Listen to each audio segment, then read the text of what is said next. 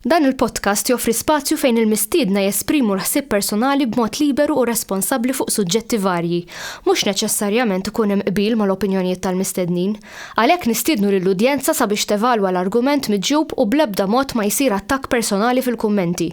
Hija l-intenzjoni tal-produtturi li dan il-podcast ikun spazju fejn il-libertà tal-espressjoni tiġi dejjem imħarsa b'responsabbiltà u b'rispett sħiħ.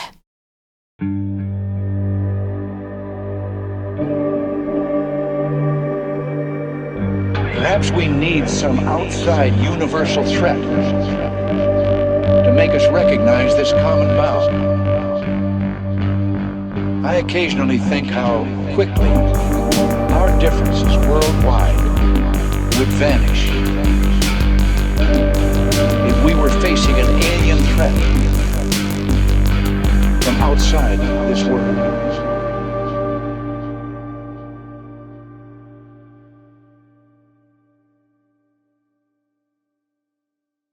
Grazzi Ġan, tal-li għajt l-istedina tagħna. Mela Ġan, tgħidilna daqsxejn dwarek u dwar dal-post. Mela, ħaniftem hekk. Jiena ġifieri mindu kont żgħir dejjem kont ninteressa ruħi fil-kollezzjonijiet.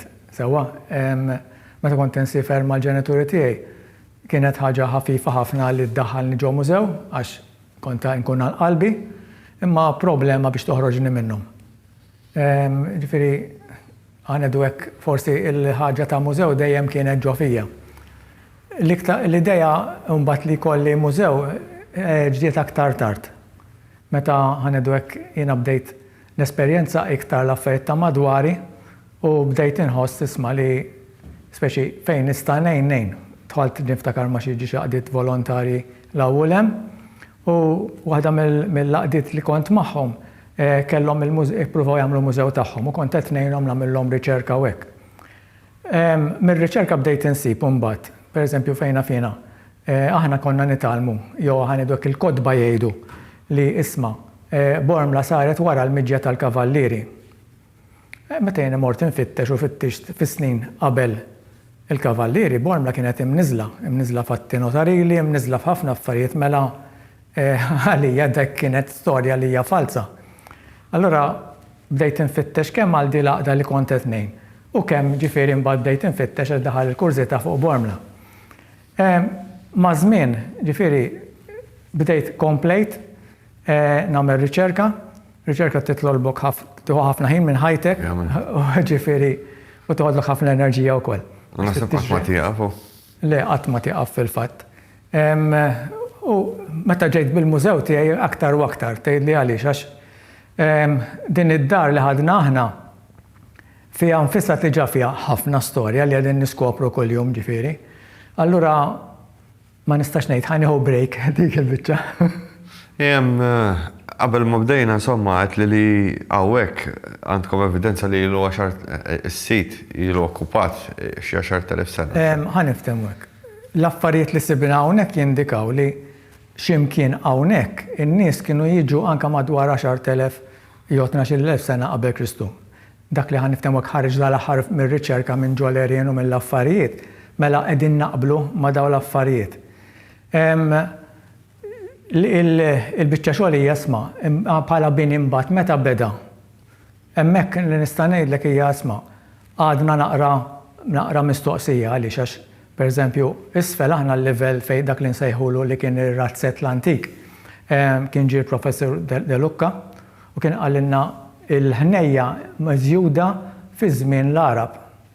Allura inti tibda tgħid isma' mela fil-kodba qegħdin insibu isma' li Bormla saret wara żmien kavallieri. U dawn kif qed jgħid li dana daw qegħdin tal-inqas ġifieri 700 sena qabel ġew il-kavallieri. Mela jekk il-binja ta' mingħajr il-ħnejja qabel kienet tiġa hemm, mela dina fejn toħodna? Mill-affarijiet li sibna fuq ġifieri jidher anke mix-xogħlijiet ta' ġebel li sibna aħna hemm parti ġifieri tiġi taħt it-taraġ li kienet tintuża biex jarmu l-affarijiet fiha. U mill-affarijiet li ħarġu minn ġo fiha dina aħna skoprejna li isma' hawnhekk mid-dera l-iktar li qabad bħala forsi binja huwa fi żmien il-Feniċi. Issa, tgħidli hemm ġebel li huwa ta' żmien il-Feniċju, kieku għandi biex ħanidwek nittestjaħ, ngħidlek iva, nipprova. Imma li sibna u aħna mill-kwalità ta' ċaqquf li sibna hemmhekk. Allura qed terġa' ssib żmien ieħor li din id-dar qiegħda tgħidlek isma' kien hawn in-nies għax kieku dal-affarijiet mhumiex qegħdin hawnhekk. Dak li aħna inħobb ngħidilhom lin-nies isma' speċi dak li kien id-dazbin tagħhom għalina sar it-teżor. Għax qiegħda tgħidlek l-istorja, anke tgħidlek x'kienu jieklu aħna pereżempju hemmhekk sibna ħafna affarijiet tal-baħar, arzel, rizzi, xewk tal-ħut. Mela daw in-nies kellhom tiġa fuq jieklu l-affarijiet tal-baħar. Ma dawk sibna mbagħad pereżempju fejna fina l-adma taż-żebbuġa, iż-żerrija tal-għeneb. Mela inti qed tara li daw in-nies kienu kellek taħlita bejn x'jieklu mill-art u x'jieklu mill-baħar. Mill-baħar. U għandek xi affarijiet imnaqxin ukoll fil-ġebel. Mhux naqraw hawnhekk fil-fatt ġifieri hawnhekk għandna graffiti għandna minn ittri neoponiċi. Neoponiċi ġifieri ħaniftehmu hekk l-aħħar tal-era Feniċe, isu ħaniftehmu iktar iż-żmien ta' meta marru Kartaġni.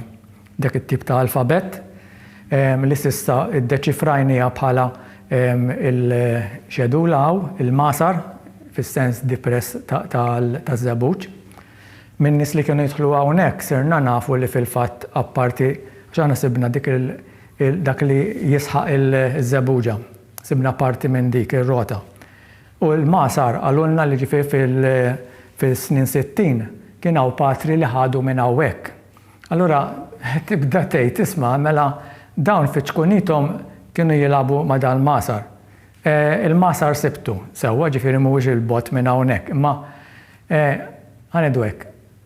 Għamel tajjeb, għamel ħażin minn kien forsi fil-fema tiegħu salvaħ. U llum irridu nħarsu lejn dik ukoll, ġifieri da fejn qiegħed imħares imma għall-inqas ħanedu hekk mhux mormi. Hawnhekk magħruf bħala li jiġru affarijiet strambi. Tista' tgħidilna daqsxejn hekk x'affarijiet li esperjenzajtu jiġru hawn? Mela, ħana ftem hekk. Fl-ewwel jiem li konna ħadna d-dar aħna għamilna xi żmien ħaniftem hekk naħsbu kif se nirrestawraw id-dar.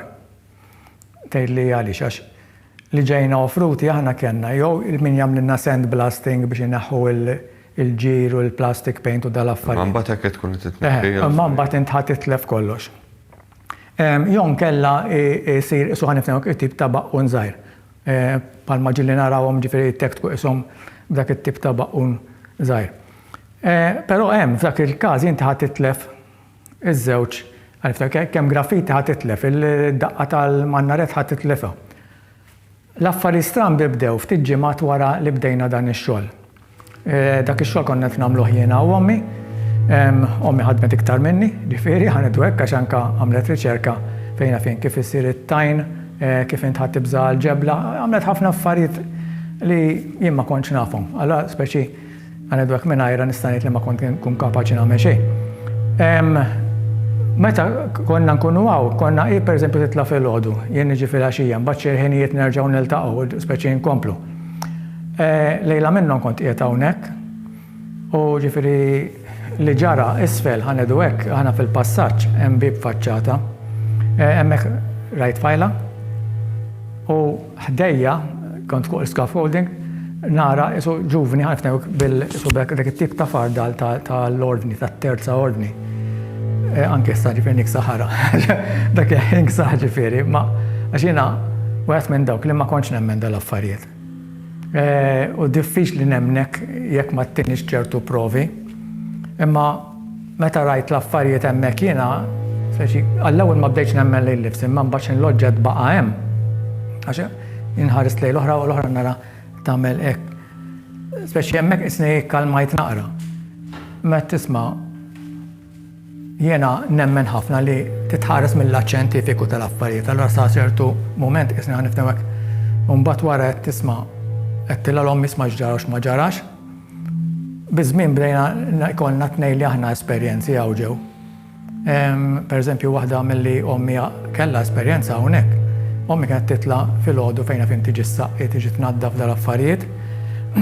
U kellha viċċju tħalli il-barmil, pereżempju jekk nieżla t-tara ċal fejn il-bir, tħalli l-barmil hemm. Darba minnhom ħallitu hemm u dal-barmil isu xi ħadd taħt daqqa ta' sieq u remih. Kif fehmetni ommi, dikinhar għamlitu x'imkien ħażin. Li setat hija u nieżla titfataqja fiha, allura isu da xi ħadd biex jevitala li jisma' tweġġa' dana neħjola minn nofs. Jiena ħanedu hekk isu minn dak iż-żmien il-qudiem. Ġifri m'hemm xejn malefiku? Le, fil-fatt ġifieri dik hija naħseb il-parti tajba ta' hawnhekk. Fil-fatt minn dakinhar il-qudiem kemm jien kemm ommi u kemm nies oħrajn kellna l-esperjenzi hawnhekk. Tgħidli inti tieqaf hemmhekk fuq dak li rajt int jew raħat ieħor, iktar milli nieqaf hemm jiena mmur mbagħad oltre tgħidli xiex. Wara li għaddew ċertu snin, niftakar kienu ġew grupp minn dawk li studjaw il-speċi ghost hunting u dat tip ta' affarijiet. Kienet tisma' billi jiġu ma fiha xejn. Ħadni għajzi niftakar, ma nafx tiftakar il-grupp ta' Malta Paranormal ta' Xarlo, Sammut u dawk. Andrew, Xarlo, Tony. Dak iż-żmien kellhom Lember ukoll li nsemmela ppreżentatna fil-Eurovision, insomma kienet. U kellna 4 kameras. Mill-4 kameras kienu ddeċidew daw li 3 minnhom jirrikordjawhom biex janalizzawhom u l-oħra fil-passaġġ isfel ħallewha għaddejja ġast qiegħda hemm. Mill-4 kameras kien fl-oħra qbadna orbs. F'din il-kamera deru affarijiet differenti. Sewwa ġifieri ħanedu hekk tara fejn qejt li sa tipprova tgħidli warrab li ħankompli għaddejja mit-taraġġ u mbagħad tara l-qattus għaddejja wkoll. Interessanti. Jiena li Ejwa, rajtu dak il-filmati. Qiegħed fuq l-internet ukoll sa fejna fejn. Jiena l-infittex huwa x-xjentifiku, għaliex ix-xjentifiku jirrepeti ruħu. Pereżempju, mir-ritratti għandna ċertu figuri jirrepetu ruhom. Jieħu min jieħu r-ritratt dal-oġġett jerġa' joħroġ mhux darba u tnejn. Hija, hemm xi ħadd li skont it-teorija tiegħi ġifieri hija li dana kien jolkab tas-servjenti hawnhekk jew xi ħaġa naqra imlaħaq għax tara bil-kappellu bil-kappa. U dejjem irid jidher. Ġifieri dik xi ħaġa li isma' dana għaliex isma' jekk ħadu 20 persuna ritratti huma dan dejjem qed joħroġ. Jien hemmhekk ngħid isma' il-paranormal li għandna hawn ġew ix-xjentifiku qed jippruva waħda l-affarijiet. Hemm modi oħrajn kif aħna nistgħu nippruvaw li ċerta affarijiet jeżistu. Tista' tikkonvinċini b'ħafna modi, imma jiena għalija ix-xjentifiku aħna meta jkollna nies li jiġu hawnhekk isma' biex jitkellmu fuq dal-affarijiet kif qed nagħmlu llum aħna fil-fatt. Nippreferi li iktar milli isma' nagħmel is-sensazzjonali ngħidlek isma' ara, dawn huma l-affarijiet li rrepetu ruhom, mela hemm xi ħaġa li qiegħda tiġri. L-oħrajn li ġraw darba ma nistax ngħidilhom isma' hemm l-affarijiet għax dawn ad-darba ġraw. Ġieli rajt affarijiet jiċċaqalqu ħsejjes trabbi u hekk. Ħanejdu hekk. Apparti tal-qattus. Le, ħanejdu hekk. Ġifieri ċerta affarijiet oġġett li taf għamiltu post u mbagħad ma ssibux u mbagħad forsi terġa' tsibu jiġru. Ħanejdu hekk tara affarijiet anke għaddejjin jew xi ħadd fil-preżenza hemm, imma isna ħanejdu hekk speċi innaf bik u intaf bija, allura ma ndejqux il xulxin. Eżempju di oħra di qed tissemmi di ma ndejqux il xulxin, il-post jilqak, mhux xi ħaġa li għajtfak il-barra. U anke l-entitajiet li nsemmu aħna fil-fatt ġifieri kellna nies jgħidu isma' li jħossuhom jilqawk. Xi ħaġa li ġieli nsemmi jiena hija l-fatt li isma' aħna nħarsu biss għal meta aħna ħajjin fiżikament. Mela, meta aħna ħajjin fiżikament, aħna nieħdu gost nintaqgħu man-nies, ngħaddu sija żmien nitkellmu, nieħdu gost li anke nagħmlu ħbieb u dal-affarijiet. Taħseb li meta mmutu aħna dal-affarijiet ħaninsewhom.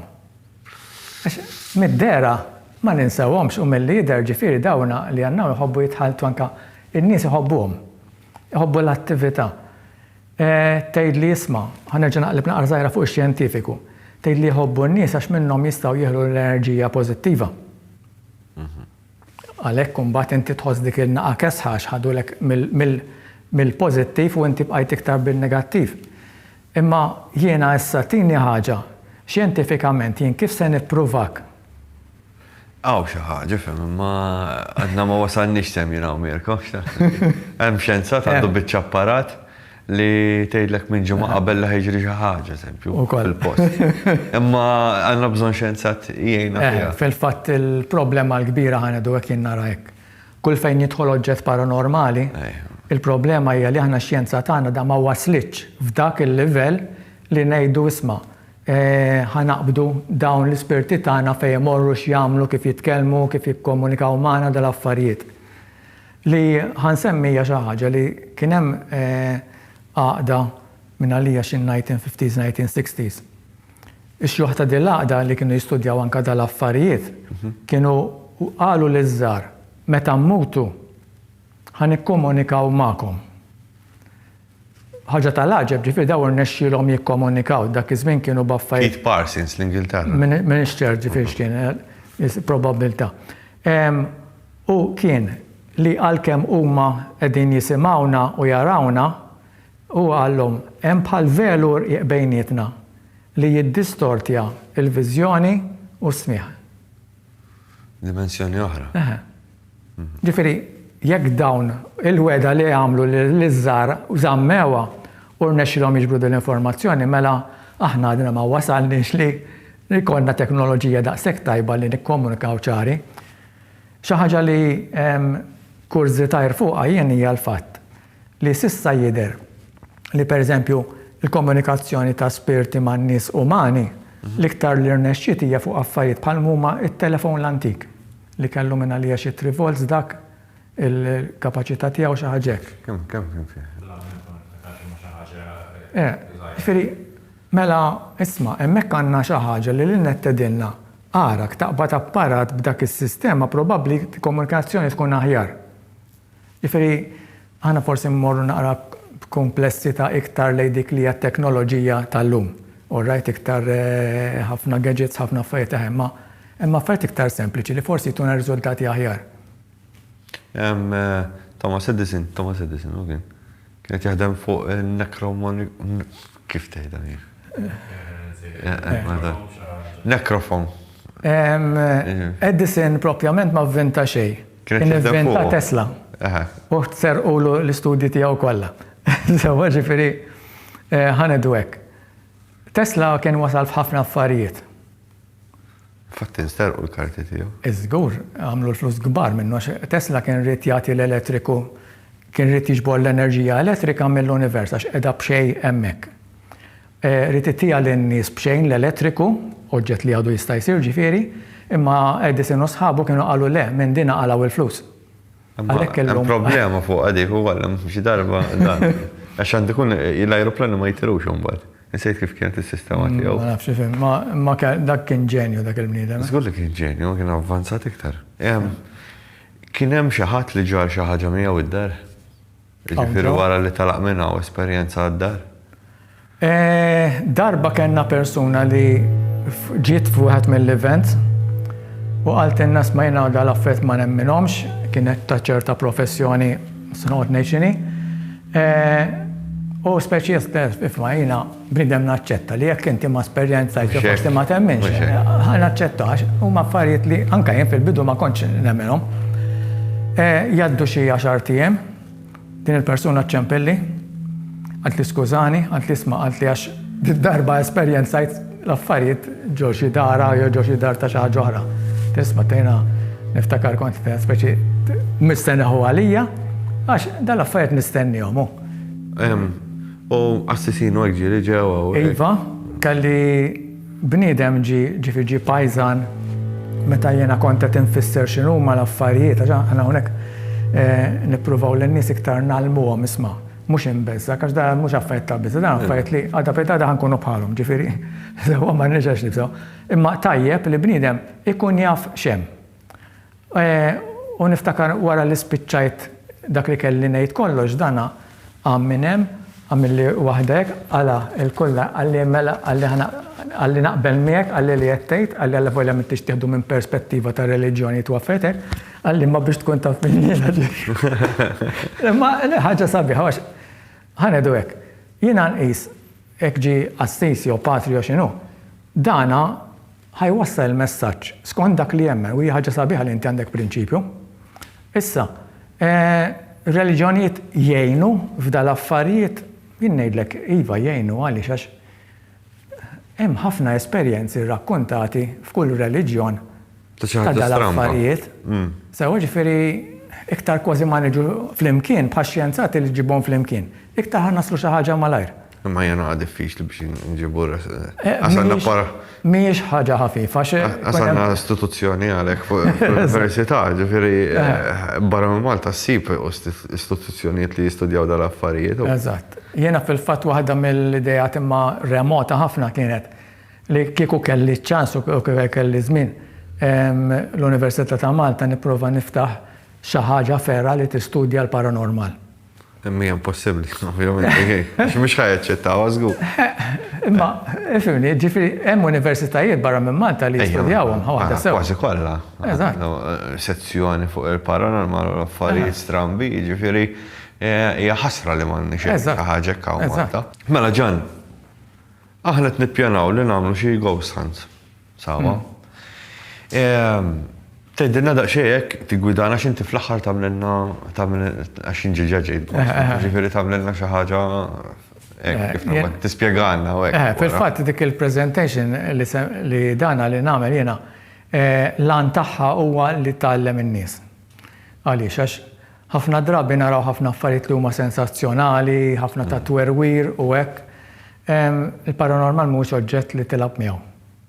Sewwa ġifieri rridu nkunu moħħna hemm għaliex għax jekk inti ġej biex tagħmel ghost hunt, l-ewwel qed tidħol għalija b'responsabbiltà. Ma tistax inti tmur isma' jiena ħanoqgħod nimbex it-tali spirti it-tali hekk ħanisfidhom u dak qed tagħmel ħażin totalment. Xi ħaġa li n-nies forsi ma tafx hija li spirtu għandu s-saħħa joqtlok. Dik hija xi ħaġa realtà sewwa li tittoqgħod attent mela irrispetta ħalli tkun rispettat, dik hija importanti. F'liema sens taħseb li għandu poter li jista' joqtlok? Ħaniftem hekk. Fejn għandek spirti ta' ċerta ħażen ħanedu hekk, huma ma kakki biżżejjed li jsibuk fil-mument dajjef u jekk iridu ġifieri sabtuk ma' ħajt isabtuk dawna. Ġifieri temmen li hemm xi entità li tista' tagħmellek xi ħaġa ħażina. Ejja. Nsibha diffiċli ma. Le, fil-fatt hemm każi hekk. Anka pereżempju jsemmulek nies isma' xi ħadd ħassu ġie mbuttat tal-isfel minn xi ħaġa, ġifieri ma nistgħux neliminaw dak il-fatti.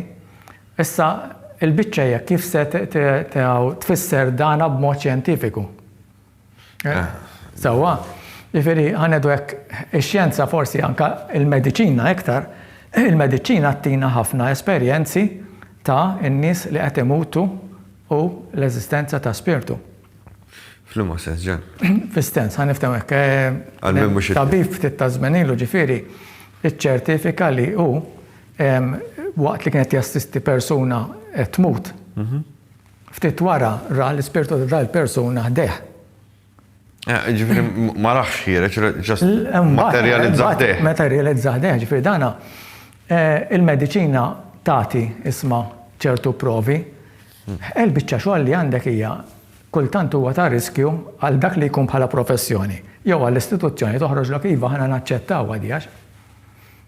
Sfortunatament għad hemm dik iċ-ċerta tabu li dal-affarijiet li żommhom għalik jew nkella tgħidhom x'għax jaħsbuk int titlef moħħok jew hekk. Imma kemm ilha d-dinja dal-affarijiet dejjem ġraw.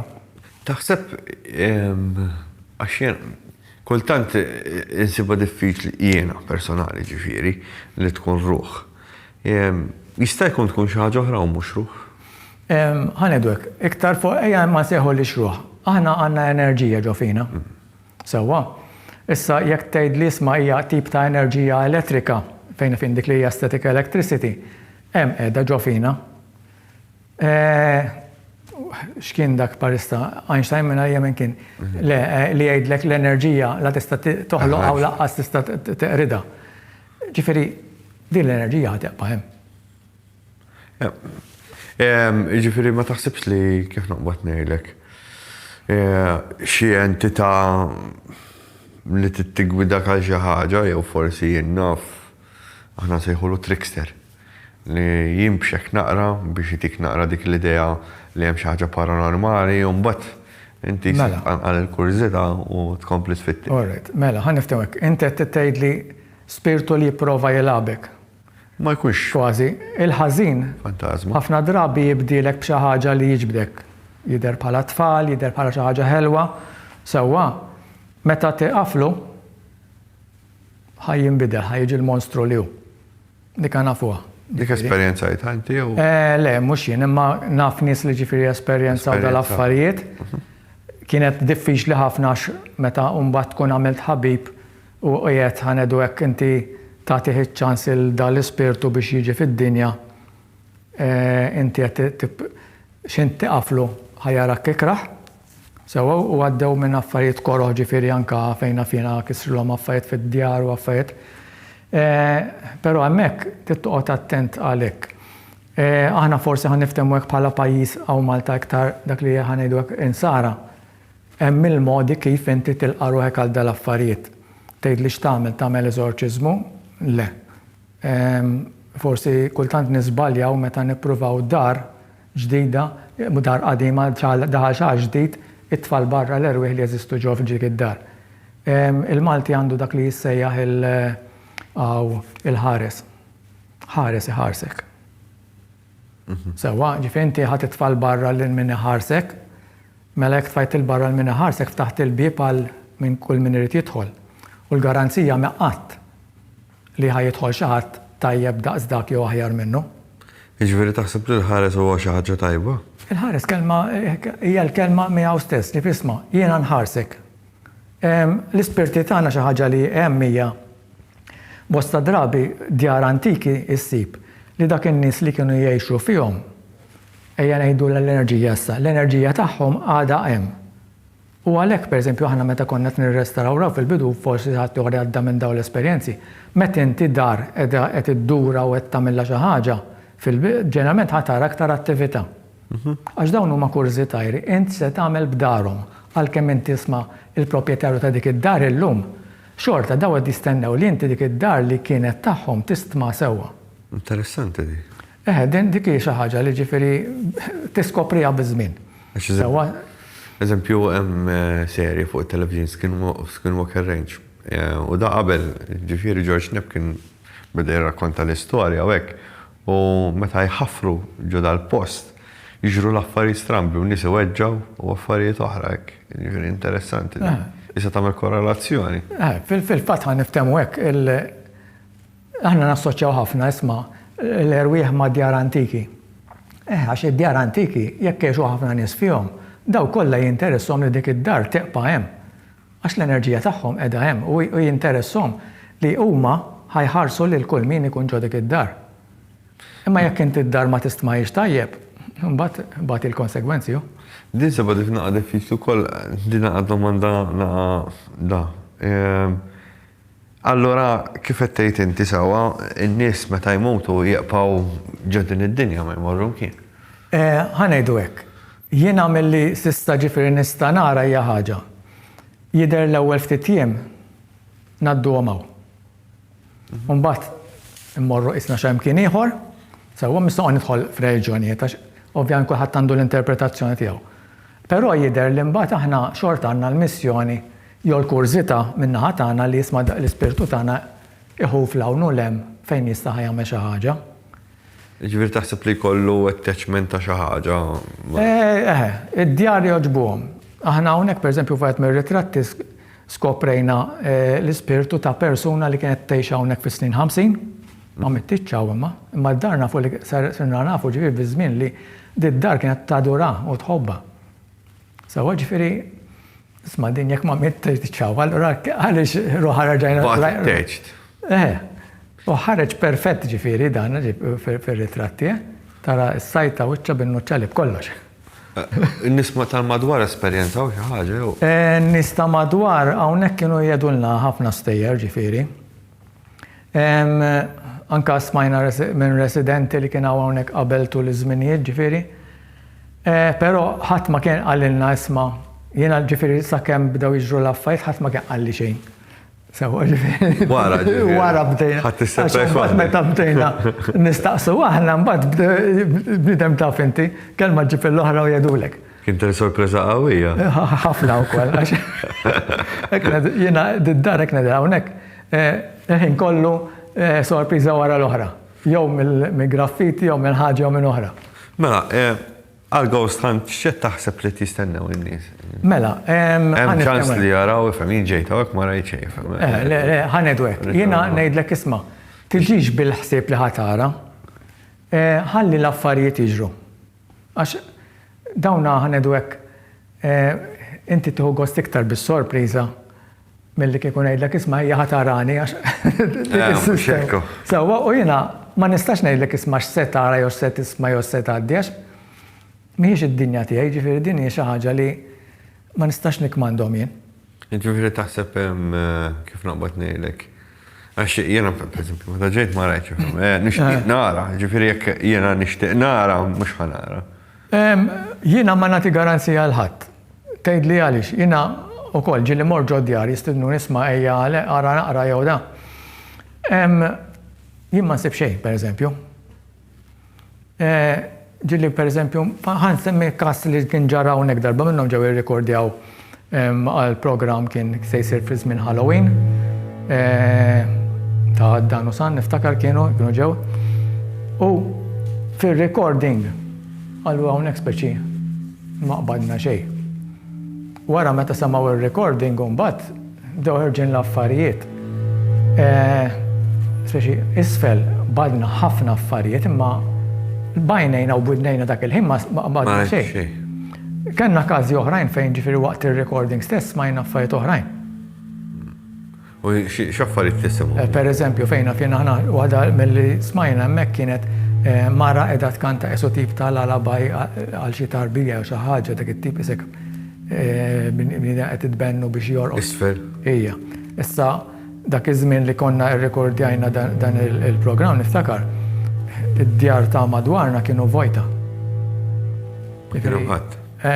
Ħadd, anka hawn fuq pereżempju jiena kienu l-istess Ghost team li kienu semmejna fil-bidu. Kienu rrekordjaw minn hawn fuq. Xi ħadd jitkellem sub Malti qadim. U xi ħadd ieħor jitkellem bil-Malti ħan nifhemha iktar forsi viċin tagħna. Il-biċċa hija li jiena m'hemmhomx dak il-ħin ngħidlek il-verità.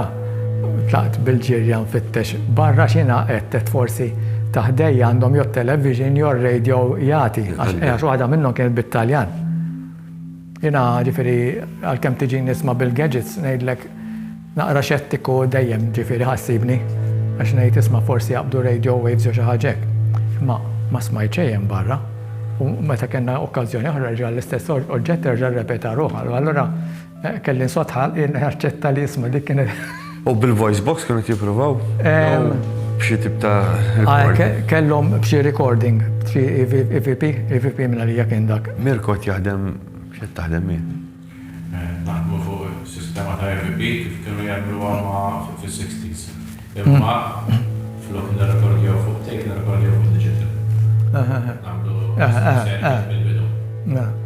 Ġifieri xi ħaġa li suppost. Rid ikollok dik ħanedu hekk. Jiena naqbel hekk isma'. Iktar ma l-oġġett tagħmlu sempliċi, iktar għandek iċ-ċans jiġru l-affarijiet. Jekk jiena niġi 50 sena oħra u nara apparat dak l-apparat illum mhux se nkun kapaċi nħaddmu żgur. Mela tini xi ħaġa li jiena ħa nifhimha jew għall-anqas fehmieli. Interessanti. Aħna l-mentalità tagħna hija li kulħadd anke d-dinja tal-ispirit qed tiżviluppa magħna. Le mhijiex daqshekk, Ġifieri taħseb li għadhom stakk. Ma ngħidx inwaħħlin, jien ngħid għadhom kurżità jrisma' l-affarijiet tagħhom baqgħu jinteressaw ruhom fihom. Baqgħu jinteressaw ruhom fil-post, baqgħu jinteressaw ruhom fl-esperjenzi li kellhom fil-post. Allura hemm il-kurżità isma' minn ġej jew minn hawn kif se mmorru miegħu. Qabel ma nagħlqu, lim kienet l-ikbar event hawn ġew li qed ġara ta' paranormal. Jiena ħanedu hekk staċ ġifieri hija proprju dak ir-recording fejn ħarġu fil-film qed naraw delete u ġifieri qattusina anka li tara dal-qattu ġifieri għalija kienet xi ħaġa stramba x'aħna dejjem malma li l-annimali m'għandhomx ruħ.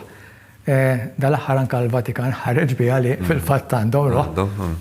Allura tibda l-1+1 tgħid tagħmel orred kellna raġun dikinhar u dak il-film kien xi ħaġa reali mela. Jiġifieri dak l-iktar. Dik l-iktar ħaġa. Jiena tinsix li ngħid nipprova noqgħod iktar fuq xjentifiku, allura biex tikkonvinċini. Le, ma apparti dik, l-iktar xi ħaġa li ġara ġew hekk li kienet xi ħaġa kif naqbadni lek. Bħala storja. Bħala storja. Paranormali. Bħala paranormal ġifieri essaċ ħanedu hekk, ġifieri ma tantx naf ngħidlek isma' xi għalija kollha fihom valur. Ġifri m'hemmx waħda. Ma dik hija waħda li ħansemmilek waħda pereżempju, darba minnhom kellna grupp hawnhekk. U ġiex persuni differenti jaraw ħdejja mara libsa, tfajla libsa bil-blu. Jien ma rajt xejn, ċawru tont ħanej ġifieri. U daw ma jafux il-xulxin fl-istess ħin u l-istess affarijiet. Allura isek ħaniftehmu hekk nibda ngħid immisma' possibbli daw tnejn min-nies immaġinaw ħanedu hekk ejja ngħidu ma rawx, imma immaġinaw l-istess ħaġa fl-istess ħin diffiċli. Mela xi ħaġa kienet tiġri ħdejja. Tgħid li kien hemm xi ħadd ħdejk le, il-persuna l-oħra ġifieri kienet iktar il-bogħod bejnietna li ġrat l-biċċa xogħol. Imma issa jew għax jiena drajthom. Allura li hija xejn ma speċjali. Però fimni mbagħad li għandna dak li huwa rekordjat fir-ritratti. Fir-ritratti. Nirringrazzjak ġan. Xejn, nirringrazzjak. Se narawk għal x'ismu għal-Ghost Hunt. Grazzi ħafna.